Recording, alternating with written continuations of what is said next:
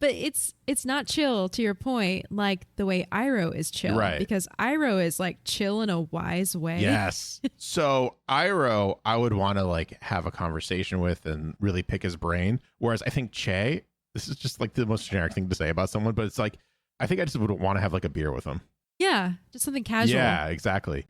Whereas everyone else is like, oh, you're very interesting. Like, what wisdom do you have to offer? And Che's just like, yeah, blow things up. It's cool, I guess.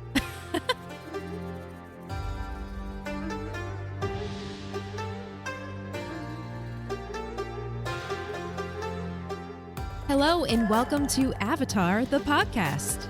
We are your hosts, AcornBandit and BoosterGreg. Hello again, everyone. I've been eating. I just want to say this to everyone right now. In preparation I know for, what you're gonna say. Yeah, you do. In preparation for this episode, I went out to my local grocery store and I bought a big bag, or by big bag I mean a bag of Takis Fuego, which is the hottest of the Takis that you can get. And I've been eating them, and I was eating them before recording. So if I sound weird or extra fired up, that is why. Because, of course, today we are covering Chapter 16, The Deserter. And in this episode, we are going to see our first introduction of Fire Nation culture, including Fireflakes. Yes. I'm so excited. Now, Greg, what do we call this episode? Oh, yeah. We like to call this episode Firebending 101. That's right. Mm-hmm. Before we dive into the episode, though, let's go out and check the mailbox for some Aang mail. Yes. So I was a little sad to say that I didn't see the messenger hawk out there. However, the mailbox itself was just stuffed to the brim with Aang mail. So our first bit of Aang mail comes from Amy. And Amy writes, "Hi, Acorn and Greg. I think this podcast is great. Well, duh, I'm emailing you guys. I have been looking around for some Avatar: The Last Airbender podcasts, and I've tried a few, but this is the only one that I found both funny and interesting. I usually listen to these while I go rollerblading, basically my only exercise, laugh out loud. And this helps me actually stay out for at least half an hour, while I usually just stay out for 15 minutes. So thanks for helping keep me stay healthy. Laugh out loud. I also have one question for you. What are some of your favorite friendships seen in this series so far?" Oh, that's a great question. But before we answer that, I just have to give a shout out to the fact that you're rollerblading, because Yes. I used to rollerblade for years. Me and too. It was one of my favorite forms of exercise. Did you? Yeah, I used to play hockey once upon a time. Oh, okay. Yeah, so that was like a good... Everyone's like, really? Whenever I say, they go, you didn't. You're really lazy. You don't. I go, I did. I did up until 10th grade. So like high school. Yeah, That's amazing. But that was like, I used to go rollerblading all the time, especially in college when like I just stopped playing hockey altogether. I would just like go rollerblading around. My friends would just look at me and be like, "Is there a glitch in the Matrix right now? Are you really doing that?" And I'd be like, "Yeah, I can do this." And they go, "Can you though?" I go, "I'm doing it in front like a of you." hidden talent, right? Yeah, it's so much fun though. I'm so happy we found another rollerblader out there. Yeah. Yeah. Oh, man. Favorite friendships, though. Mhm. I have to say, I think one of my favorite friendships has to be Aang and Gyatso, Okay, that's a good one. because there's so many elements. I mean, we talked about it in a couple episodes ago, The Storm, actually. Gyatso was so much to Aang. He was a mentor. He was a parental figure. He was a best friend, a playmate in some ways, because they would get into trouble together, especially with the fruit pies that they made. Mhm. It's just so wholesome. And I love how multidimensional their relationship was. Yeah. Well, for me, I think it's a no-brainer. When you're talking about Avatar: The Last Airbender and you're watching this incredible series that was made, there's only one real friendship that shines through the ages and lasts the test of time. Oh, I think I know what you're going to say. It's going to be that of Sokka and Appa. Oh my God. What an incredible friendship. That one is willing to just clean between the toes and hang out with all the time. And a bond is so quickly made in this series. I love it. I knew it was going to be Appa. Yeah. I knew it was going to be Appa, but I didn't think it was going to be Sokka Appa and Appa. Momo is a close second for sure. I think Appa is just like one of those characters that gets along with everyone. But like if I'm being serious, it is the trust between Appa and Sokka happened so quickly. I think it was like a couple episodes later, Sokka was literally driving Appa. So yeah, we talked about that. It was like, whoa, Sokka has got Appa's reins. That's kind of awesome. So that's my answer. Yeah. But thank you so much, Amy. I know you signed this as QWERTY, so thank you, QWERTY. We also have another email from our friend Benji. And Benji writes, "Hey, I'm Benji from Melbourne, Australia. Just wanted to say a big thanks for the show. My boyfriend introduced me to Avatar at the age of 28, and I became obsessed. Acorn, I totally agree about the world building. Anyway, thanks for the pod. P.S. Iroh is the best, hands down." Yeah, Benji. Pal. Benji, thank you so much. And it's so cool that you're listening from Australia. That's amazing. Yeah, no, I know we joked about it last episode, but I really feel like we are just Avatar worldwide now. Yes. Global listeners. Yeah. That's so neat. I am so thankful that your boyfriend introduced Avatar to you, even if it is kind of later in life and not when it was airing, because I feel like this is one of those shows that you can't miss out on. At some point, just watch it. Yes. So I'm glad that you're obsessed and that you love it as much as we do. Okay. Next up, our final bit. Oh, wait, this is just Bills. Bills. Here we go. Okay, this one comes from Kale.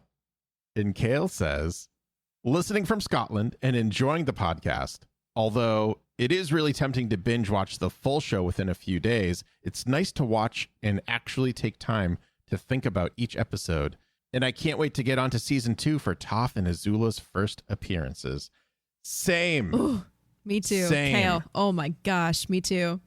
I feel like every episode Toph comes up in some way. Like we're I was just gonna say, it's excited. like we always try to not do too many spoilers for future episodes in case someone's watching along with us for the first time, or if it's like me and it's been a while and there's little things that you forget. Like I forgot Azula was a thing until I started rewatching this again, and then my memory started jogging about her. Yep. But Toph is just like in my brain all the time whenever we're talking about Avatar. So I cannot wait for Toph. I can't wait. Again, I think I've said this before. I can't wait to see if I hate Azula as much as I remember hating her. Yes, I think you will. Yeah, probably.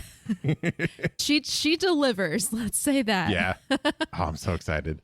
Well, Kale, thank you so much for writing in as well, and everyone for writing in today. We super appreciate it. Again, yeah. I know we're a little bit behind. If you wrote to us, I promise you, we are going to talk about it in future episodes.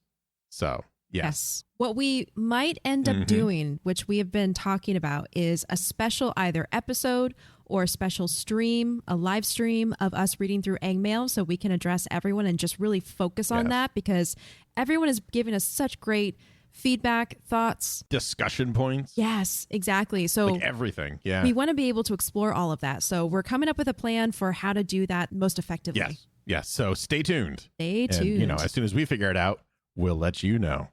Yeah, the best way to stay informed is to follow us on Twitter at Podcast Avatar. So whenever we do come up with a plan, we will tweet about it there.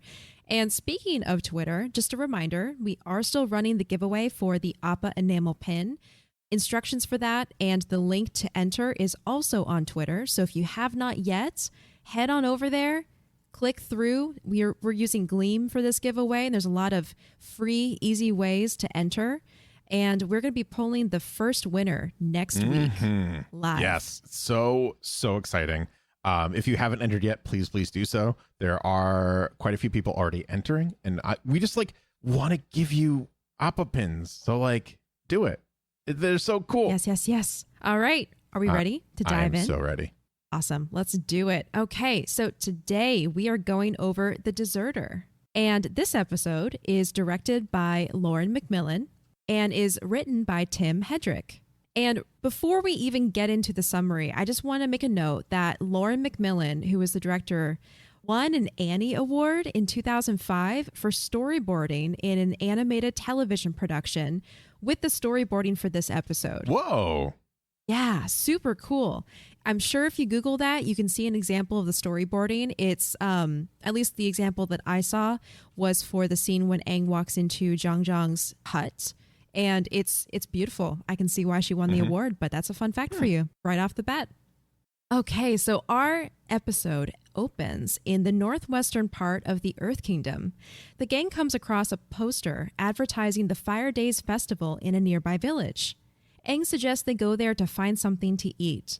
He adds that this could be a great opportunity to see some real firebending up close. You know, that's not coming from Prince Zuko. Mm-hmm. Sokka finds a collection of wanted posters, including one for Aang, and Katara suggests that they keep moving.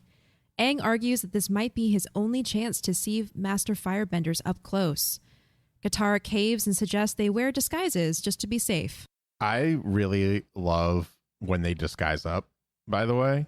Just as like a quick, I want to talk about the wanted posters, but I want to talk about how they disguise up real quick because they're all just like super edgelord. Like, I have my hood on and I too have my head on. And then Aang's just like, I got this. And then I was like, this is not great. I know. The style was very reminiscent of like a rogue or assassins or something like really edgy, like you said, edgelord, throwing the hood over their head. And then Aang is almost like, it has the same energy of a teenager, like pulling their t-shirt over their heads. Their head pokes out the collar. It's like that. It was very I also love funny. the shading in like the hood. So like half their face is like masked in shadow and they're just like, I am the night. Yes. And then Aang ruins it. I know. I love that so much. The wanted posters too. Did you have something about that? Yeah, so when I looked at them, they don't really bring too much attention to it, but you have Aang's wanted poster, right? And behind him, that I think is Zhang. Yes. So like, but he's like very proper. He's very like prim. He's got the scars of that Zhang will have. We also see the blue spirit, which is really cool because like you're kind of seeing how far out they're looking for this masked vigilante. They're looking for Zuko essentially, right? Yeah, and talk about continuity. Yeah, it's so cool. And then you also have Che's wanted poster right there, which I thought was like blink and you missed it. Just really neat foreshadowing of what's going to be coming up ahead. I also think it's kind of funny that they make Che look not crazy. And I just think he's crazy. But I think that's because of who his voice actor actually is. And we'll get to that once we start to hear him speak. You know, it's funny you say that because I did find that Che's wanted poster states that he is mentally unstable. Yeah, see? There you go. So that's actually great. But he looks very like somber and not crazy in this poster, which is interesting. Does. Like everyone has pretty much like a very like straightforward face, except Aang. Aang's poster has these big doe eyes, which I think is hilarious. Yeah. Really does look like a little boy in that picture. And I saw that the translation for his poster says, "Wanted, the Avatar. This fugitive knows airbending, can create whirlwinds and flees like the wind. Hunters be extremely cautious. By decree of the Fire Lord." Interesting. Yeah, but I love how that foreshadows the characters we're going to find in this episode, then also kind of calls back to a previous episode, especially when you think about it, how the Blue Spirit was supposed to be the last episode in the first, in the run that Nickelodeon approved. Right. And so it's almost like a little bridge, right? Yeah. It's like a bridge from the original run of Avatar into the extended series that we get to explore. Yeah, it's almost like a little like tip of the hat being like, we didn't forget about this character or this like reveal. Don't worry about it. It's still a thing without actually saying it's still a thing. Yes. When they all reach a hill overlooking the settlement, Aang tells Appa and Momo to stay there and stay out of sight. Momo promptly flies into a nearby bush and disappears. Appa follows Momo's lead, but doesn't quite achieve the same level of concealment when he crouches behind the same small bush. I laugh so hard every time I watch that scene. Every time. It's so cute. It's just perfect. Never change, Appa. Never change. I know. Such the goodest boy. Yeah. He tried. Yeah. This is where our main characters don their hooded cloaks and make their way down the hill into the settlement. Behind them, a hooded figure peers from behind a tree. When they reach the Fire Nation colonial village, the Fire Days festival is in full swing. The massive courtyard is lit by strings of glowing red lanterns and tall sconces of fire, and fireworks explode and crackle in the sky above. Team Avatar quickly realizes that while they had the right idea to disguise themselves, they didn't pick the right disguise for the Fire Days festival because everyone around them is wearing a mask. They each get a mask from a nearby stall, and after some rearranging, I thought that was a cute little detail how Katara switches the happy blue mask for like the sad crying mask between Sokka and Aang. Yeah, because while the color schemes match for like the initial, I guess, masking, the attitudes, in Katara's opinion, definitely don't. So she's like, this feels better. Yeah. I did find the Fire Nation Colonial Village is a pretty small settlement, but it was renowned for being a cultural center during the 100 Years' War. So they always had the Fire Days Festival there every year. And when you think about it, there's a lot of elements of like wartime, right? How there's a lot of people who are in outposts or they're overseas, so to speak, in this different land. And so they bring in examples of their home culture to them. And in this case, it's with a Fire Nation festival. So what they would normally be celebrating at home, they get to celebrate here in the Earth Kingdom. Yeah. I did also see an interesting note about the architecture itself, because you know how we go from the hill and it shows us an overview of the settlement. Yep. And it's like you can see the lanterns and all the big buildings around.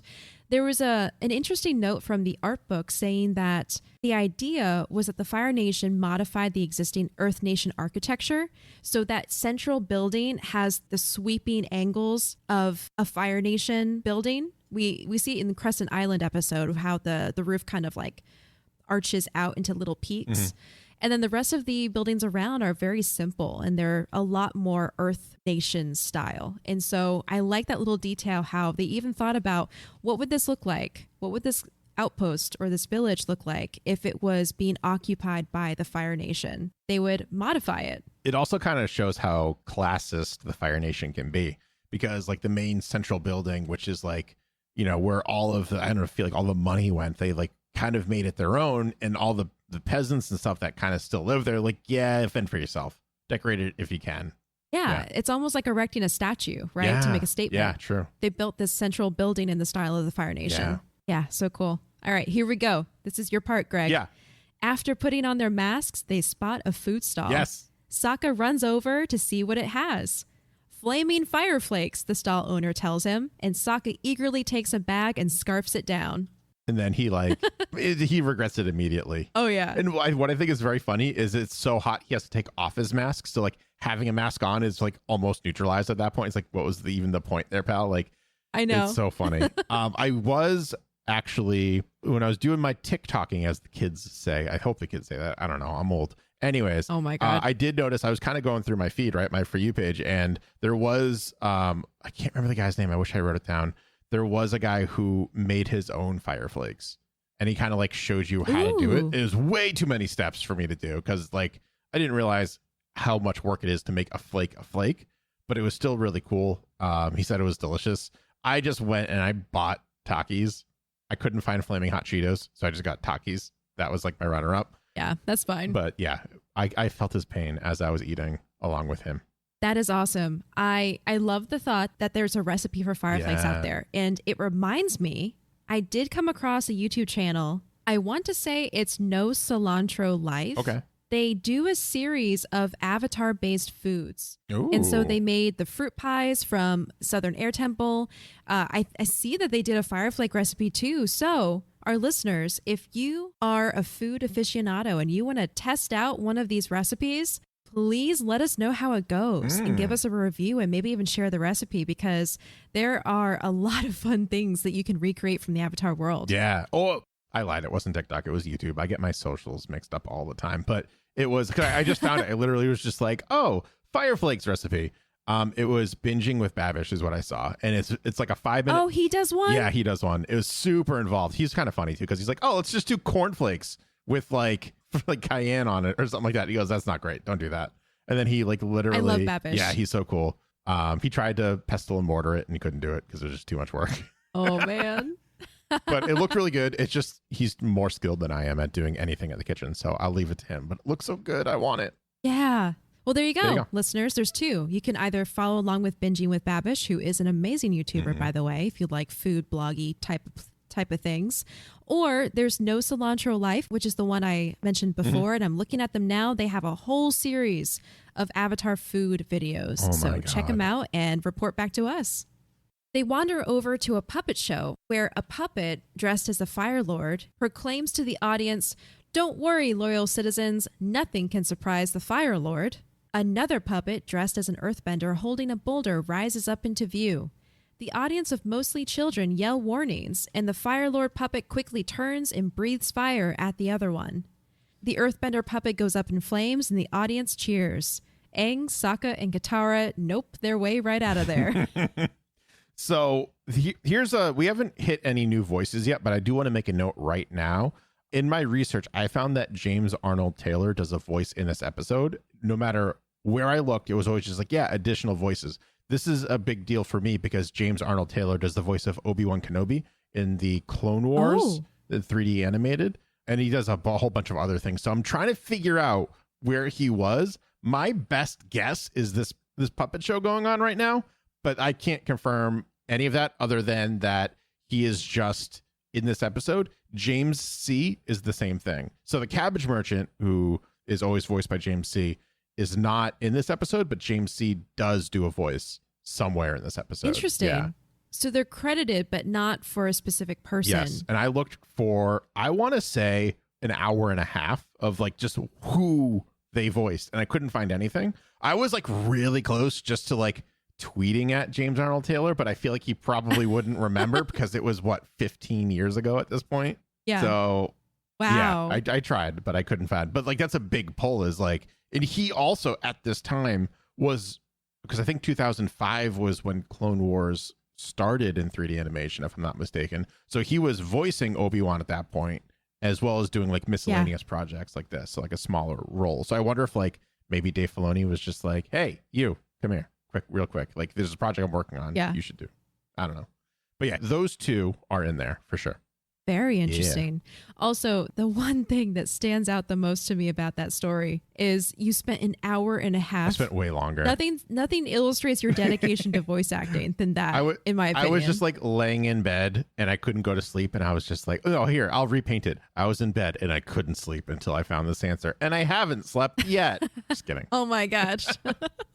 I want to make a note. This scene with the puppet show, I was reading that according to the writer Tim Hendrick and director Lauren McMillan, a number of the festivities depicted in the Fire Days Festival were violent or exposed other issues in society. And it was deliberately done because they wanted to illustrate that sense of nationalism and loyalty to the Fire Lord presented as propaganda. And that's kind of how the Fire Nation functions. They're indoctrinated through all these different ways to develop loyalty to the Fire Lord and to like not really question what the Fire Nation does. Well, yeah. Like it's the equivalent of a children's cartoon is what they're doing. So they're getting in real early right there, which is nuts. Yeah, it is nuts. Yeah. I mean, like even to see the kids cheering at the Fire Lord's like blatant violence where he burned alive a puppet earthbender and they're like, yay, you did it. It's like, oh God, no. Horrifying. Sokka and Katara follow Aang to a large crowd gathered in front of a stage. Aang comments that with how large the crowd is, there's probably something good to see. Knowing the Fire Nation, it's probably an execution, Sokka jokes dryly. That was a yikes moment for me. Mm-hmm. I think it's kind of interesting. Sokka's almost reverted after the lesson he learned in Jet, where he's just like, yeah, all Fire Nation people are terrible. And then he goes, well, no, not all of them are, because like supposedly Earth Kingdom children can be just as bad. And now he's back to like, all Fire Nation is terrible. And that the Fire Nations living in Earth Kingdom is just like, yeah, everyone here is terrible now, I guess. It seems weird. Yeah. I want to say it's almost a distinction that he's making in his head where it's his way of realizing that the greater evil is in the society of the Fire Nation and not so much individuals. Okay, fair. Does that make sense? Yeah. He's also, there's the element of, it's a different environment. It's not just like he's walking into an uncrowded Fire Nation camp, essentially. It's like this huge spectacle going on and they're celebrating something and everyone's crowding around. So Sokka, using what he's learned in the past, if Fire Nation citizens are captivated by something, it's probably not good. Yeah, exactly. But on the stage, a young man uses firebending to draw fire from the sconces surrounding the stage. He juggles the fireballs and brings them together above his head before letting them burst into a flock of doves. After the applause dies down, he asks for a volunteer from the audience.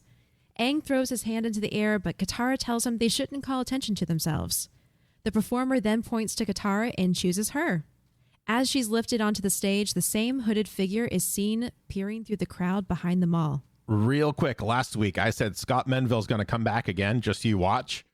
He's back again. This character's name is... Is that it? Yeah, it's him. This character's name is Malu, based on what I was able to find. And it's Scott Manville, so it's Robin from Teen Titans. You know, again, I didn't know that was him, but when I heard the performer, I'm like, that is a very familiar voice. He's just showing up all over the place here. I don't know if this is the last time that we're going to see him again. I hope not, because I love his voice and it's hilarious. And a lot of the lines he was delivering as Malu was very like Teen Titans Go Robin, where it's very like over the top and it's like, whoa, I've lost this, and oh, look at the fire. And it's really good. I like it. I think that's why I thought it was familiar to me. But of course, I'm not Greg, so I didn't go search for the answer. I was like, anyway, moving on. Me, I lose sleep if I don't find out. It must be nice to just be like, oh, that sounds familiar. Moving on. And I'm just like, no, I need to know the answer. My stress comes from other sources, so it's okay. Fair. Yeah. we equal out, I'm sure. Other like legitimate things instead of me just being like, whose voice is that? Where was James Arnold Taylor? I must know. Yeah. The performer introduces his next trick called Taming the Dragon. He lightly ties Katara to a chair and firebends a giant flaming dragon over the stage with an attached flaming rope. He pretends to lose control of the dragon and brings it closer to Katara, which prompts Aang to leap onto the stage. Using airbending, Aang creates an air funnel that devours the dragon and then dissipates it into a cloud of confetti. The crowd boos and someone recognizes him as the Avatar because his shawl and mask came off to reveal his arrow. Good job, Aang. Good job. You ruined everything. I love how he also does this like slappy dance. Yeah, he's just like trying to act like he's part of the show. It's like, yeah, this is part of the thing. Yeah. Exactly. And everyone's like, wait a minute. That arrow, that bald head, that big doe eyes. I know that face anywhere. That's the Avatar. I saw him on the poster outside the settlement. Yeah. It's actually, I just thought of this. It's kind of funny that Aang's mask is kind of similar to the Blue Spirit. Oh, true. It's like the flip version of it, like the happy protagonist version, but it's blue. Yeah. Same color scheme, like blue and whitish. Yeah. White and yellow. Yeah, that's a good point. The masked man from the woods appears behind the stage and calls to them to follow. He evades the soldiers with a smoke bomb, and the four of them take off through the village. As they run, Aang pulls out his bison whistle and uses it to call Appa. They continue running until they reach a dead end, but Appa arrives just in the nick of time. He uses his tail to airbend the soldiers back, giving Aang and company a chance to climb on. As they fly away, the hooded man throws another bomb into a cache of fireworks, and they go off in an impressive display. So, hooded man, I've been waiting to talk about this for a while. So, we'll learn in a moment that his name is Che. Yep. He is voiced by John Kassir, this is a throwback. Okay. He is the voice of the Crypt Keeper from Tales from the Crypt, the old HBO, and I say old, but like from the 80s HBO horror series. That's so interesting. I don't know if you ever watched that. I watched a couple of them as a kid, even though I wasn't supposed to. Brad Pitt got his start in Tales from the Crypt. He's in an early episode. I don't know. I'll say his start, but that's the oldest thing that I found him in. Yeah. Yeah, I know what you mean. So like for me, that's where I got to start. But like the Crypt Keeper is always just this like character that would introduce the story, kind of like a Rod Serling from Twilight Zone. Yeah. But he's just very animated, very over the top, and I can kind of hear it in the character of Che a little bit in some deliveries. He also did the voice of Ghost Roaster from Skylanders, and you're going to appreciate this being a Nickelodeon kid. He's the voice of Ray Rocket, who is the dad from Rocket Power. No way. Yep. That's awesome. Yep. But his voice, I was like, that doesn't kind of match. Like the voice doesn't match what I perceived the look of this character to be. And then I looked it up and then I fell in love because it's the Crypt Keeper. Ooh, so cool. Yep. Also, Greg is correct. I was a Nickelodeon kid, and you can hear more about that on the latest episode of the Geek Generation podcast, which is number 324, where Greg, Rob, and I discuss our top 5 animated shows pre-2000. It's a really fun listen if you want to learn more about us and the way that we grew up and just old animated shows. Yeah, I thought I was a Nickelodeon kid before that episode, and then I didn't. I know. Spoilers, I didn't choose a single Nickelodeon cartoon, and I was like, maybe not. Maybe not. Turns out you're a Cartoon Network kid. Turns out, I think it's because I got Cartoon Network towards the end of my childhood, and I was just obsessed with it. Yeah. But yeah. But I really enjoyed Rocket Power. That's a cool little tidbit. But yes, the man that they meet, the hooded man, is named Che. He introduces himself and says that he used to be a Fire Nation soldier. Later, around a campfire, Che tells them that he serves a man who is a myth, a living legend, Zhang the Deserter. He's the first person to ever lead the Fire Nation army and live, with Che being the second. And Zhang is a firebending genius. Upon hearing this, Aang is excited that there's a firebending master who isn't aligned with the Fire Lord and says they have to go see him because he could be the only firebending master they meet who will teach him firebending. Just then, strange men leap from the trees with spears and capture the group. Oh no! Oh no! It's like the Kyoshi warriors all over again. Yeah. I like what I found about Shay. So he not only used to be in the Fire Nation military, but he also is an expert in explosives, which is why he was using those bombs back at the settlement.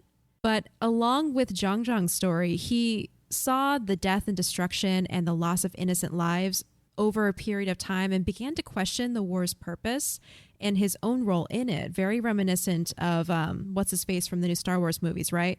Of Finn. Finn, yeah. Yeah. Very similar to that. Sure, yeah, absolutely, actually.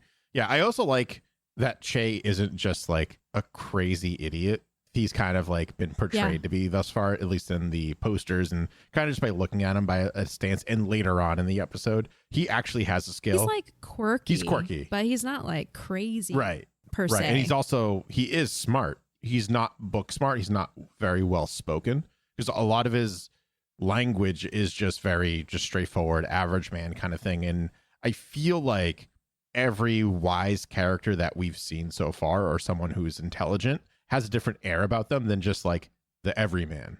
And Shay is very much just an everyman type. Yeah, that's a good distinction to make. They hike through the forest and eventually reach the top of a hill that overlooks a river and a small grass hut seated beside it. Lin Yi, the group's leader, forces Che to go down and see Zhang, having said that Zhang is angry because he told Che not to go looking for the Avatar. The rest of them go to a different hut to wait. Even though we haven't seen Zhang yet, I do want to talk about him a little bit because there's a lot that I want to discuss about in this episode about him. But just a little bit about his background. We just learned from Che that he's the first person to defect from the Fire Nation military who lived. Mm-hmm. So he's been on the run ever since. But it was interesting because I found out that he made his way over to the Earth Kingdom and met this tribe whose leader is Lin Yi. And they apparently regarded him as a living god, because I guess he was so powerful of a firebender. Interesting. And so they offered him, they offered him residence at their camp. And so he's kind of been aligned with them ever since. Yeah. I also like that he's kind of like taken on like the look of an Earth Kingdom citizen. Like the Fire Nation is very proper, very well kept. Like they top notch. Yeah, the whole deal. And he's just got like the wild hair. He actually looks a lot like Jiraiya from Naruto. His hair is very similar to Jiraiya, and even the scars on his right side, our left, if we're looking at it, is kind of reminiscent of that as well. Because Jiraiya has that. Yeah.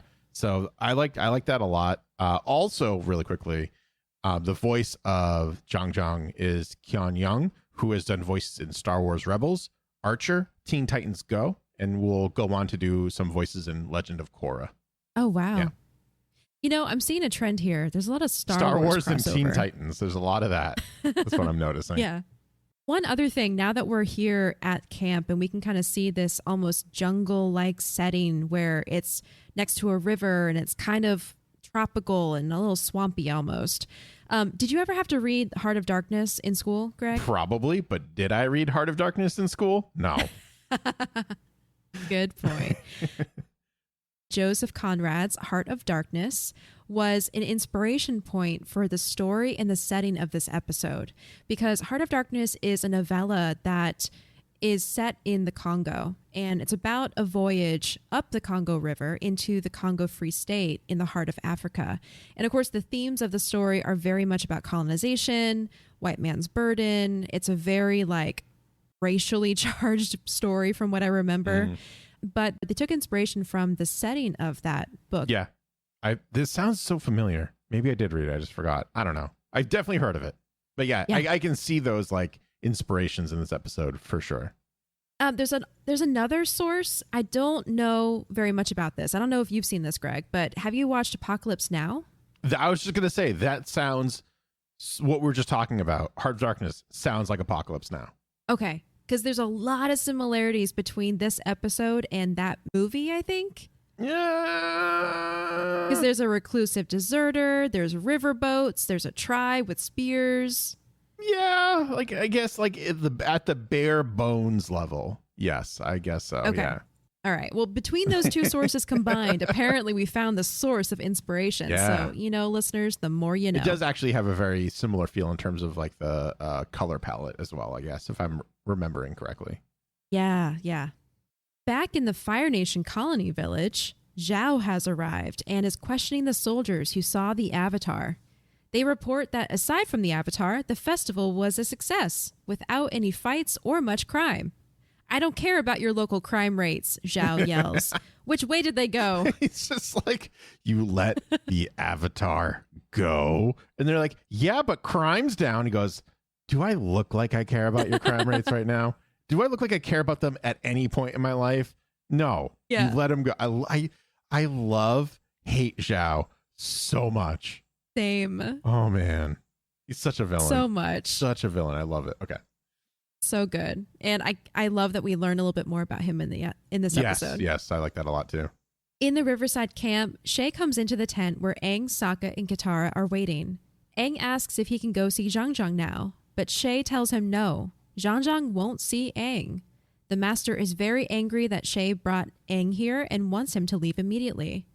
Zhang could tell by the way Aang walked into camp that he hasn't mastered the other elements yet, so he is not ready. I'm going in anyway, says Aang, and leaves. Oh boy, Aang. Mm-hmm. Oh boy. Mm-hmm. Don't do it. Don't do it. He's going to do it. He's going to do it. He's going to do it, isn't he? Aang enters Zhang's hut and the master tells him to get out. But Aang tells him that he needs to learn firebending. Only a fool seeks his own destruction, is Zhang's reply. Aang begins to talk about his destiny as the Avatar, but Zhang cuts him off with a metaphor. If a fish lives its whole life in this river, does he know the river's destiny? No, only that it runs on and on out of his control. He may follow it where it flows, but he cannot see the end. He cannot imagine the ocean. He's trying to run before he walks or even crawls. Yeah. I have a small point. I was thinking a lot. I think it was during the Bato of the Water Tribe episode. And I think I made a comment of something of how un-Aang-like Aang was acting, because he was acting very petty and selfish, and he was doing a lot of destructive things against what we would perceive as better judgment. Yeah, out of jealousy. Out of jealousy, right? And then it dawned on me where he was actually acting perfectly in character, because every episode up until Bato, he was the focus of the attention. It was all about Aang, and he didn't know how to react when it wasn't about Aang. So like he just did the worst possible thing that could do and just became super destructive. Lesson learned, right? No, because again, in this one, while we have an Aang-centric episode, he's like, I can do this, no problem. Like, I'm just going to I don't know how to do this, so I'm going to make the worst possible decision and just like dive right in with flames all around. Yeah. Which, because he's going off of his like desires more than logic or even the group decision. Right. Because so many times he is the center of attention, but it's them collectively making decisions, which end up being the right decision more often than not. But when it's just him, he ends up making bad decisions because he's just going off of his impulse. Yeah. Yeah. And like it's never really been too much of a problem, him just jumping into different bending, because there's no negative repercussions. Like the worst case scenario in water bending is Sokka gets wet. Yep. And with earth bending, what's the worst case scenario? You build the wall accidentally. Or crush someone with a boulder, but you know. I feel like he could like not make that worse by airbending, where with fire you could make that a lot worse with airbending because you could spread the flames. Yeah. Yeah. And that's really the theme in this episode is the destruction of fire. Yeah. That metaphor, though, that Zhang gives him, it's based on a quote from Albert Einstein, which is, what does a fish know about the water in which he swims all his life? And I think they kind of mixed it with a Chinese proverb that says, a frog at the bottom of a well cannot conceive the ocean. And I think together it creates a beautiful metaphor. And it's almost like, I feel like Zhang is very similar to Iroh in that way. He talks a lot in like wisdom anecdotes or whatever they're called. It's like, let me give you like a piece of wisdom. more than just straight advice, I guess. Although he does that too. He tells Aang, don't literally learn firebending. You're not ready. Well, he also is just like, widen your stance. He's not just like, your stance is as shallow as your train of thought right now. No, he's like, yes. Widen your stance. And Aang's like, I am. And he's like, again. You're not even looking. Again. Yeah. Breathe. I have been. You want to not breathe? I like how grumpy Zhang is. Like, I feel like he was Iroh at one point in his life, and now he's just like gone a completely different direction. He's just this like grumpus that lives alone and just like huffs and puffs, and he's pretty much Clint Eastwood and Gran Torino, except like not racist or terrible, but like he just sits there and just wants to sit around and just like have a beer. And I'm very like, do I want beer today? That's what I'm hearing. I think I want a beer today. Okay. But like he is very Iroh-esque, and he even gives some of the same advice about controlling your breathing and like maintaining your stance or being aware of your stance. Also has those like almost riddle-like advice in his words. Yeah. Yeah, I like his character a lot. I think he adds a lot of context and almost like a counterpoint perspective to firebending and the way that you learn discipline and that sort of thing. Mm-hmm. He goes on to talk about discipline in this scene, saying, to master the bending disciplines, you must master discipline itself. He cites the order of the elements, telling Aang that he must learn water and earth before learning fire, because water is cool and soothing, and earth is steady and stable, but fire is alive. It breathes and grows and will destroy everything in its path if one does not have the will to control it. Aang currently does not have that necessary control. He is not ready. He is too weak. With this statement, the candle flames around Zhang soar to the ceiling, and then everything cuts to black. You think I am weak? The voice who asks this question belongs to the spirit of Avatar Roku, who now stands in Aang's place. Zhang is immediately repentant and tells Roku that that is not what he meant. Roku says, I have mastered the elements 1,000 times in 1,000 lifetimes. Now I must do it once again. You will teach the Avatar firebending. Zhang comes out of the vision and tells Aang that yes, he will teach him. I love Aang is just like, you will? Great. It's the exact opposite of what Roku was doing in terms of tone and body language and literally everything.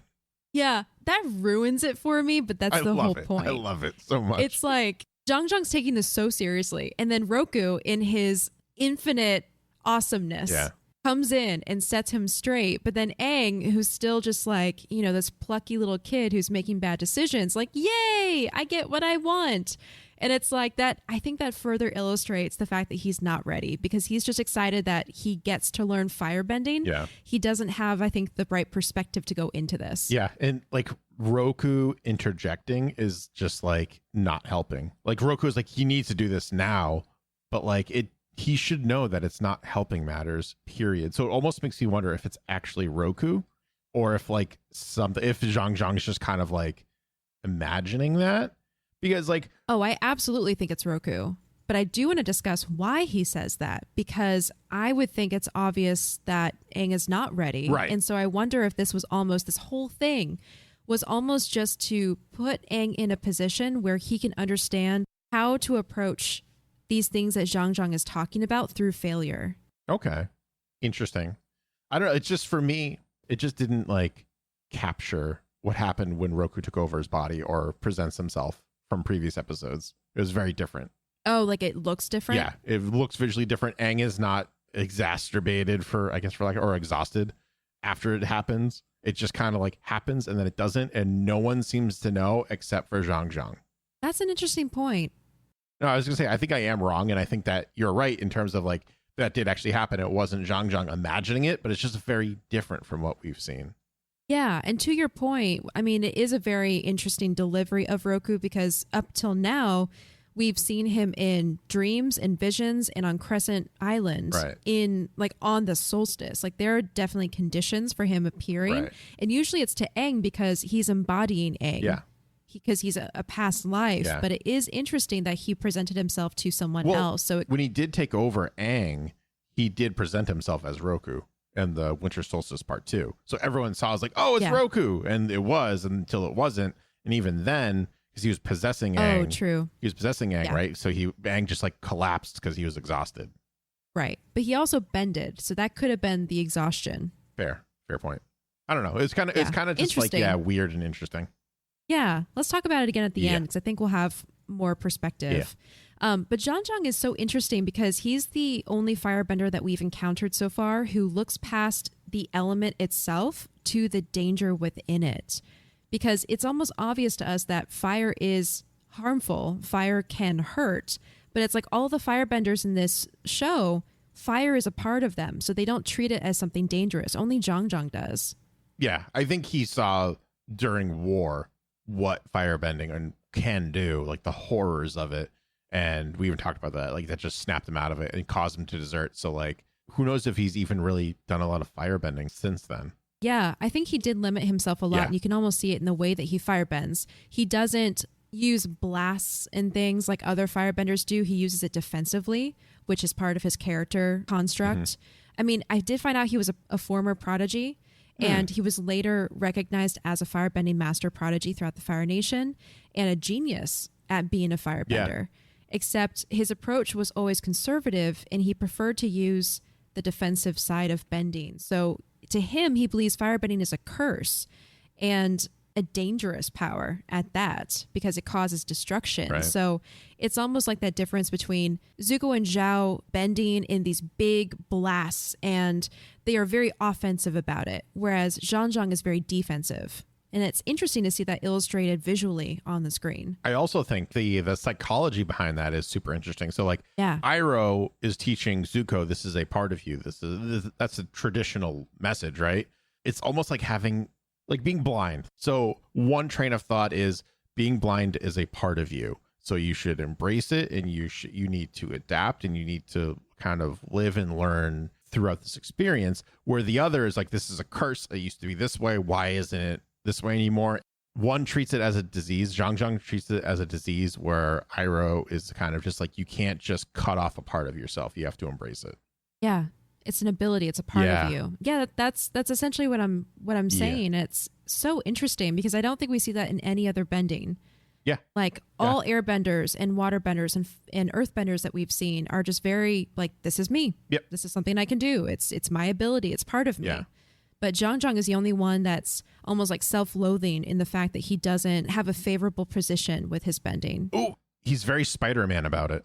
Yeah? I think so. With great power comes great responsibility. Oh, yeah. He's very in the Spider-Man camp on that one. Yep. And also that's a big thing with Spider-Man. It's probably what I was thinking of, where he views his powers as a curse, not a gift. Yeah. Crazy. Yeah. And one final thing about Zhang before we continue with the story is he was based on the president of DR Movie, which is one of the South Korean animation studios, who worked on this series. And Brian and Mike thought that he looked like a Bond villain, and so they wanted to include him in the show. That's funny. Yeah, so fun. The next day, Zhang begins Aang's training. He instructs him into a low stance on a rock by the river. When Aang asks him what he's supposed to do next, the master chastises him for talking because that is not concentrating. He points to Katara practicing waterbending on the shore and to Sokka fishing on a rock and says that his friends know how to concentrate. His lesson to Aang on concentration includes focusing on the sun, for the sun is the greatest source of life and yet is in complete balance with nature. This is the first introduction of the source of firebending, which is so fun to learn more about later. I can't wait. I forget how it is, so I'm very excited. Yay. I'm excited then if that's the case. Yes. Something I forgot to say earlier too, I think you brought it up a little bit briefly with Aang being new to this and making bad decisions because he doesn't realize like what the steps are. It very much reminds me of what we talked about in the waterbending scroll with Katara learning waterbending and how she was jealous of Aang because he was picking it up faster than she was. But the difference between the two of them was Aang went through training with his airbending. Right. And so he knew the stances, the breath, the flow of the martial art with airbending because he'd practiced for so many years. This is so much like that. He feels like he can firebend now because he's gone through that practice, but in reality, he's still missing those firebending 101 lessons to get him there, like the discipline and the concentration, you know? Yeah. Makes sense. Later, Zhang leads Aang up a mountain to practice breathing, citing that power in firebending comes from the breath. Very Iroh in that way. He instructs Aang into the same horse stance from earlier and leaves him to breathe. Hours later, Aang shows up at his hut and complains about his time being wasted. Zhang tells Aang a story about a pupil he once had who had no interest in learning discipline.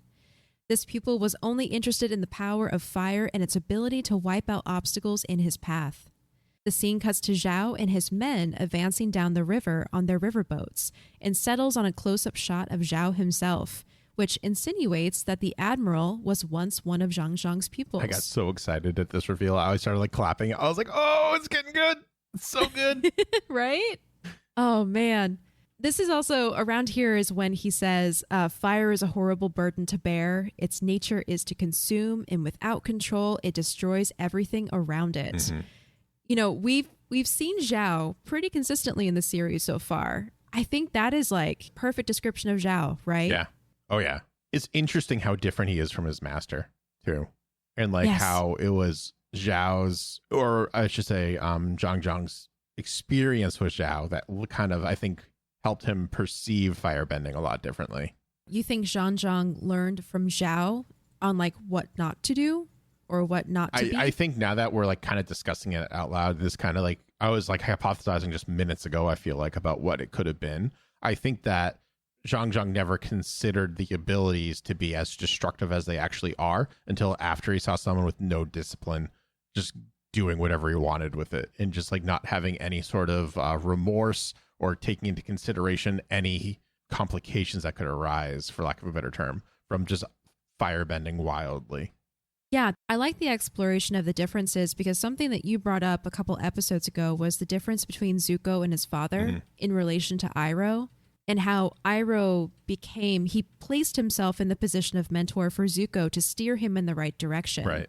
It's almost like that kind of situation where even though Zhang was Zhao's mentor and master, he ended up going almost the Ozai route and sought power instead of self-mastery. Yeah, actually, yeah. But it's like, this episode is kind of weird with Zhao because Zhao is pretty disciplined. We saw that in the Agni Kai. Like, his stances were pretty solid as far as I can tell. And he went up toe-to-toe with Zuko, who is quite disciplined when he wants to be. Yeah. I think he has discipline. He did learn that, but it's the self-control and the abuse of power that gets him in trouble. Also his rage. Yeah, there's also that. Later, Zhang finds Aang meditating on a rock by the river. Aang tells him that he thought about what he said and promises to be more patient. Zhang tells him that they will work with fire now. He gives Aang a leaf with a burning hole in the middle and instructs him to focus on the fire and keep it from reaching the edge of the leaf for as long as he can. A tribesman appears and warns Zhang of danger, and they both leave, with Zhang telling Aang to focus on his leaf. Aang immediately complains to a nearby Katara that this is the worst firebending instruction ever, because all he does is leave Aang for hours to concentrate or breathe. I'm sure there's a good reason, Katara says, but I'm ready to do so much more, says Aang. Yeah, classic Aang. I feel like the more he complains and protests, the more he's proving that Zhang is right. Oh, yeah. He's not ready. Absolutely. He's not ready for this at all. I almost get the impression that he wants to use fire because it's cool. And if he can firebend, it's almost like if he can just firebend, then he's going to be a firebender. You know, it's almost like he wants to get to the end and not learn his way there. I think you're pretty right in terms of him just thinking it's cool as well, because the Fire Nation, despite their politics, visually are pretty cool. And like their abilities are very flashy and they are very like, they're very showy. So like when you see something like airbending isn't super showy. Water bending as we've seen it is cool, but like not as exciting. Right. And earthbending, we've seen them use it as a mail delivery service. So that seems very mundane. This is like the big one that you want to really use. And also like in the real world, fire is just kind of cool looking. Yeah. Like in general, like that's why we like fireworks so much, like explosions and all these things, because they're just like exciting and cool. And I think a lot of that is, you're right, Aang is just like, I want to do this cool thing. I think a lot of it is as well, where he's like, if I do this, then we're getting one step closer to the edge. I'm about to break. Lincoln Park, you're welcome. But yeah, like I think a lot of it is that childlike wonder of this is really cool. I want to master it so I could be really cool too. Yeah. Firebending is like the red convertible. Yeah, absolutely. Out of the elements. Mm-hmm. This is where Aang has an idea and widens his stance. He begins breathing and focusing on the leaf, but not to keep the flame from reaching the edge. Instead, he focuses on making the flame grow. The leaf ignites and Aang is left with a living flame in his hands. Katara cautions him to take it slow, but Aang continues to play with the fire, throwing it over his head and trying to juggle it like he saw the performer do. Attempting to replicate one of the juggler's moves from the fire festival, he opens his arms and spreads the fire around him and burns Katara's outstretched hands in the process. Oh boy. Mm-hmm. This, Told you weren't ready. Yep, everyone told you, Aang, Mm-hmm. but it's one of those things that you hear all the time when people talk about learning and parenting even. Yeah. You have to let the person learn through their mistakes. Yeah. Yeah. And again, we see the destructive nature of firebending right here. What I think is very interesting, there's a kind of parallel. I might be grasping at straws here, but whenever Katara would waterbend, Sokka would get wet, right? When Aang was learning to waterbend back in the waterbending scroll episode, he caused this like rather large wave to kind of wash through and kind of like disrupt Appa's toe cleaning or whatever it was, which I think is foreshadowing for this. So basically, whenever Aang learns a new thing, he messes it up immediately. But with waterbending, it doesn't really matter because you just kind of get wet. With firebending, that's a whole different scenario because it is a destructive power in nature and you have to have control. There's no oopsies with firebending. Right. It's not a splash. It's a burn. Right. Exactly. Yeah. Great point. Permanent, quote unquote, in a typical scenario, permanent marks. Yeah. Yeah, exactly. That's a great point. And I think that's also why learning firebending makes the most sense in this case, learning it last. Because at that point, you've been able to build up all of that discipline and self-control and all of these really important lessons to be able to handle this. Well, Aang doesn't have that right now. And so you're right. He will more than likely mess up more because he's still working through it. And so this is a dangerous element to mess up with. Yeah. Yeah. And Sokka's reaction, in the feels. Yes. He rushes over to Katara and it's like big brother protector mode. He's like, what did you do? You burned my sister. I got emotional at that. It was just, he loves her so much. Yeah. You see in these scenes how much. Yeah. I also, at first glance, I thought Aang got her eyes the way the camera was going. Oh God, that'd be terrible. And I was like, no, Yeah. I don't remember you being blind. This isn't right. And then it was her arms, but I was just like, no. Good thing she was putting her hands in I front of her know. face. If not, who knows? Yeah. Zhang returns and Sokka yells at him, "This is all your fault." The master agrees and tells them to pack their things. Some distance away, Katara places her burned hands in the water and something amazing happens. Her hands glow, and when she draws them out, the burns are healed. Zhang sees this and tells her that she has healing powers, like the great benders of the water tribes. He's always wished to have an ability like this and to be free from his burning curse. Water brings healing and life, but fire only brings destruction and pain. Sick burn, bro. Wow. This is the first time we've seen waterbending being used as healing, too. Yes. Yeah. It's the first time we've learned. So we've been talking about the sub-bending forms so far. Last episode, we talked about lightning being one of the sub-forms of firebending. And so now we have a sub-bending form for water, which is healing. Yes. We're just going to keep tacking on sub-bending forms, and it's going to be exciting. Oh, and lava bending. Lava bending. Yes. Yeah. Being a sub-form of earth bending. Yes. So this is where I want to bring Roku back up again, because at this moment, I was like, why did Roku tell Zhang he must teach Aang firebending if it's obvious, and now especially obvious, that Aang wasn't ready? And also I thought it was weird how Zhang responded to the fact that Aang hurt someone with, "I know, you guys got to pack your things and leave." Mm-hmm. He was just like very nonchalant about it. Like, yes, okay, now you need to leave. Well, like I think he knew there's only one outcome in his opinion, and it was that. So this was like an inevitability. I think he was viewing it as that, and I think he's also viewing it as it wasn't the worst thing that could happen in terms, like it's terrible, but like I think he thought that Aang was going to burn down the entire forest. Yeah. And like probably kill himself. Interesting. Okay, That's a good explanation because he was doing this almost against his will because Roku told him to, but the whole time he was just expecting this to be the outcome. Yeah. And so he was like, yeah, I know. But anyway, this other thing, you guys got to leave now. Yeah. Okay. I was almost wondering if there was more to Roku's message than we saw. Almost like Roku explaining like he needs this lesson in order to continue his bending journey. I can see that, yeah. Yeah, like failure is probably the best teacher that you can have. Yeah, along those lines. Yeah, and a lot of things that you do, not everything, but a lot of things is just you have to fail before you can succeed. Yeah. Yeah. So I wondered that. That's part of my headcanon, I think. Yeah. Just then, Zhao's riverboats arrive and they begin to attack. Zhang urges Katara to find her friends and flee. He bends a massive wall of fire in front of the boats, forcing them to pull up to the beach. Zhao confidently approaches his old master, claiming that Zhang isn't a threat because he gave up fighting long ago. Katara gets to Aang, who is sitting in Zhang's hut in the place on the floor where Aang first found him. Racked with guilt, he vows to never firebend again. Katara assures him that she's healed, but Zhao and his soldiers are attacking. Upon hearing this, Aang rushes off to help Zhang. By the time he gets to the beach, Zhang is surrounded by soldiers. When they attack with firebending, Zhang bends the fire around himself and disappears. Zhao orders his men to find the master. He then turns his attention to Aang. I like that Zhang does like the ninja vanish from Ninja Turtles, essentially. He's just like gone, right? Like the big flash, and then he's gone. And Zhao is unfazed and unsurprised. He's just like, he's in the woods somewhere. Go get him. Almost like he knew this move. Yeah.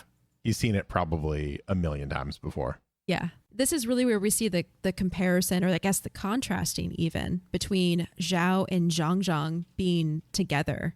How, like we said before, Zhang is defensively bending.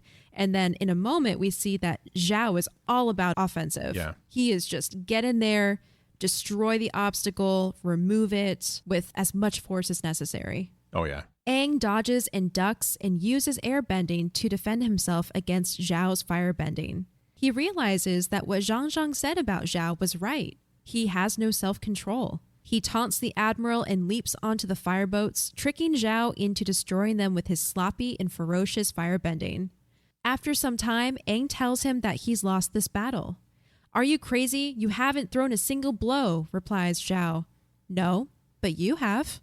Zhao looks around and realizes that Aang was right, and he didn't even notice. Aang escapes and hops on Appa with Katara and Sokka, and they fly away. I don't know how I feel about his line. Zhao's just like, you haven't thrown a single blow. And Aang's just like, I know, but you have. It seems too wise for him at this point in his life right now. I think it's the culmination of all of the events this episode. He's starting to click for him. It's not the strategy that he used. It's the writing. This is the first time where I've been like, I don't know how I feel about the writing of that line. Okay. Like I was expecting more of a like, I know, I didn't need to. And him doing like a big Aang goofy grin and then pans out and everything's just on fire. I see. Maybe it's just the beginning of him maturing, but we still have 2 books left to go through, 2 seasons left to go to. And it seems like this would have been well placed maybe in book 2 as he's grown a little bit more. It just seems like he grew too much in that like fight. Yeah. With you having said that, I think I agree with you, especially after we saw a lot of almost immaturity from Aang in this episode earlier on. In the previous episode too. Yeah, exactly. If he had said, I didn't need to, that would be more in line with Aang at this level. Yeah. I watched this a couple of times and I was like, yeah, like it kind of like doesn't get me as much after every watching. But like when you were reading that too, I was like, yeah, that still doesn't feel right to me. And I don't want to like hang on just on just like one line of dialogue throughout every single line of dialogue that we've had so far. But this one is just the first time where I've been like, I don't know. Yeah. Yeah. It kind of throws you out of the story. Yeah, a little bit. After having made those points. Yeah. Mm-hmm. In the sky, Katara notices that Aang is burned. She uses her new ability to heal his wounds, much to his and Sokka's surprise. Sokka asks her when she learned that, and she replies that she must have always known how, but just was unaware. "Oh, well then thanks for all the first aid over the years," Sokka complains. And then they go on to talk about all the different fish hooks and this and that and brambles. I love that line. Me it's too. Like that time I got 2 fish hooks stuck in my finger or my thumb. Wait, 2? Yeah. He tried to use the one to get the other one out. Classic Sokka. Classic Sokka. Love it. All right. And that is our episode. That's so we have a it. couple more notes, or at least I have a couple more notes that I want to talk about now that we've gotten through it. The first of which, I didn't realize until the end of the episode that Zhang used to be a Fire Navy admiral and Zhao is now an admiral. Mm-hmm. And the fact that they have a history with each other where Zhang was his master, I thought that was a cool dynamic. I don't know if it was intentional or not, but regardless, it's very cool. Well, it brings up a whole other scenario too of Zhang earned his title through hard work, dedication, discipline. And our friend Zhao did not. He just did it by complete headcanon, brown-nosing the Fire Lord essentially the whole time, trying to taking up this hunt for the Avatar, trying to get in his good graces, just being a scumbag, but being rewarded for being a scumbag. Yeah. Man, Zhao really is Ozai's little teacher's pet. Yep. That's how I view it. I haven't seen any evidence to think this way, but I just I can't shake it.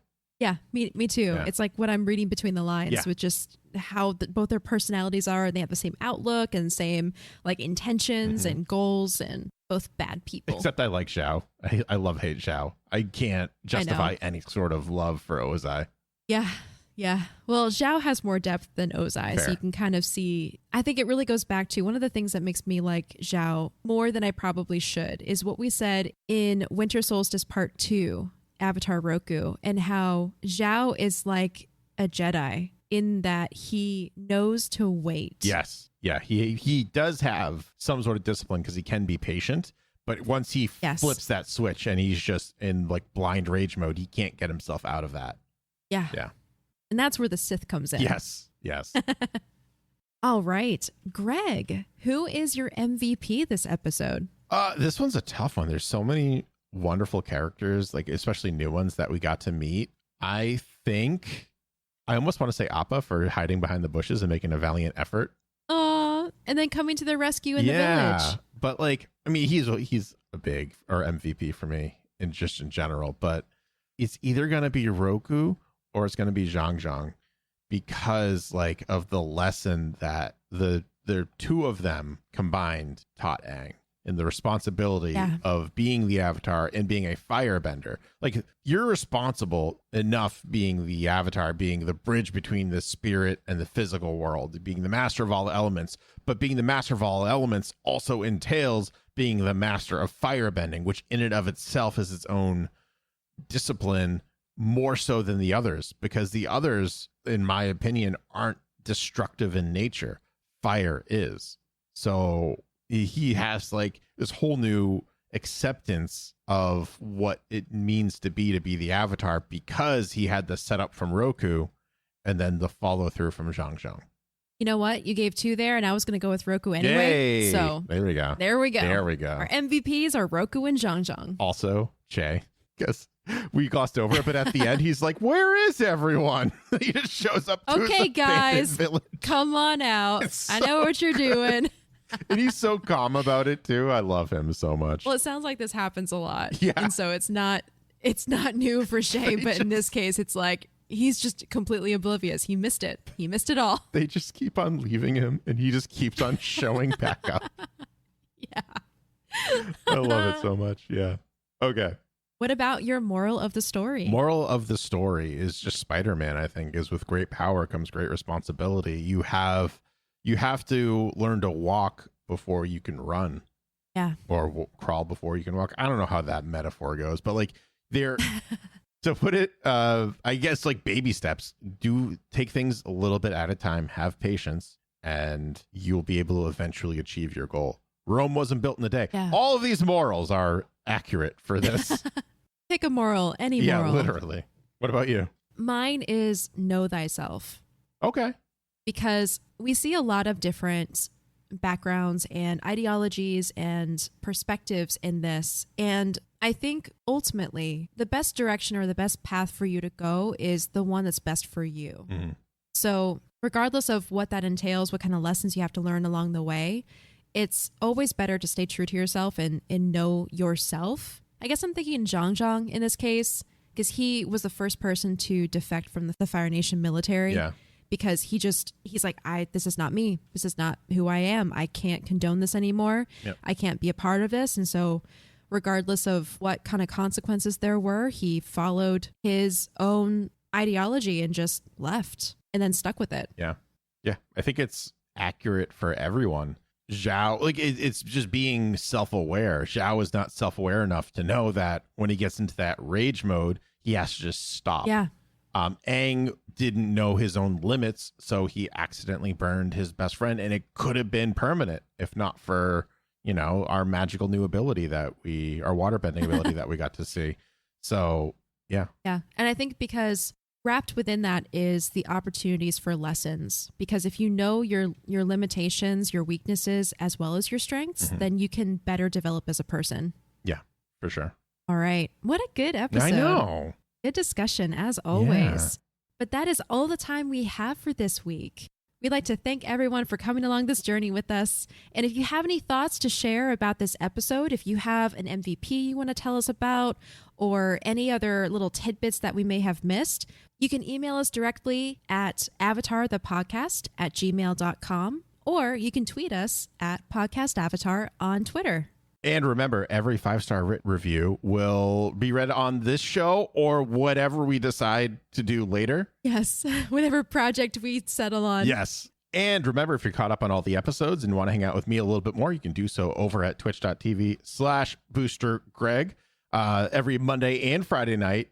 That starts at 8 p.m. Eastern Standard Time, sometimes 8:30.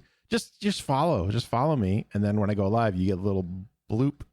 That's what a notification is of me, a bloop on your phone that says, is hey, that what it does? This is bloop. Bloop? It is a bloop. So you can even save that audio file and put that as your notification sound if you want, I don't know, just spitballing. And you can find me, Acorn, on Twitter at AcornBandit and online at joysons.com, where I create enamel pins like our good friend Appa. Yeah. You can also find me on a new podcast on the Geek Generation Network, where we cover the Netflix original series Dark. Myself, Murgles, and Pumpkinberry, we are tackling Dark in its entirety. And we just recorded episode 2, which is going to be an exploration on color used in the show.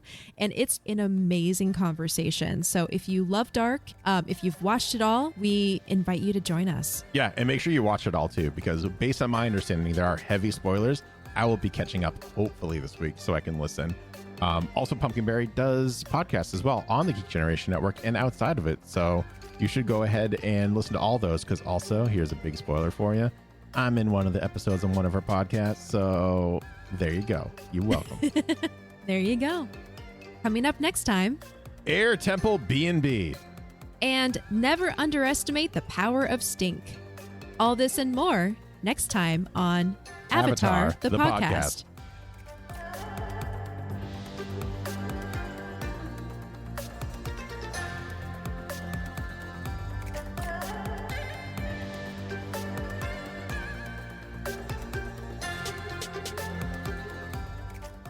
Avatar, the podcast, is a part of the Geek Generation Network. Check out all of our podcasts at thegeekgeneration.com.